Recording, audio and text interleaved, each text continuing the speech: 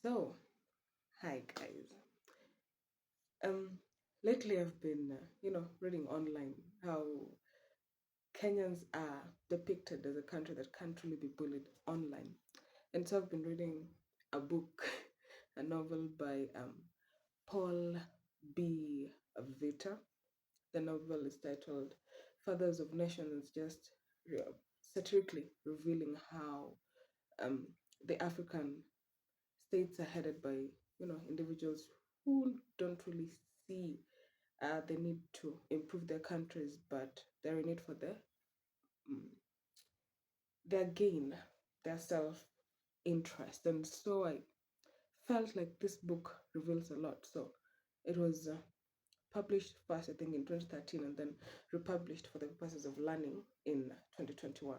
But when you look at the book deeply, it highlights problems that Africans has been facing and are still facing. So it's a book that is such a replica of the society. But obviously, with the bullying of Kenyans, the book mentions that Kenyans is a country that can't really be bullied because of the connections it has with the US. And obviously, those connections are considered to be important in one way or the other, which to some extent is true. But now, looking at it from where we are as Kenyans, um, obviously we have Kenyans on Twitter, we have Kenyans of TikTok, and generally it's like everybody knows that Kenya is a country that can't be messed with online. And I just found it so humorous because books can really reveal a society. It can come, it's like their light that tries to help us see the problems that are within, but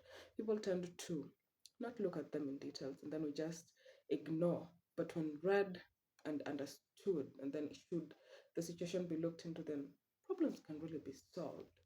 But I just like the fact of how a book that was not even published somewhere near 2021 for the second publication, but for the first one, 2013, can reveal, such things that are seen now, yet they were written long ago. So I think we should normalize taking whatever we learn, especially what we read critically, if they relate to country or any other thing, because they do happen and they come to pass, and it shows how literature is a mirror of the society. And I just love reading because through reading you get to learn a lot, and you'll find how interesting books are. And also you get to learn a lesson or two. You can take one home and learn something from it. Anyway, I still want to know why Kenyans can't really be bullied online. I felt that reason was uh, not shallow, but also not convincing at this point. But I just wonder why you can't just bully Kenyans online, because one thing, they'll throw abuses at you, but then they'll also give you facts. They don't just say things without backing them up. They know what they're saying. And on top of that, then abuse you again. And you'll just shut up. I remember the incident where CNN had to apologize to Kenyans because of a comment they had made.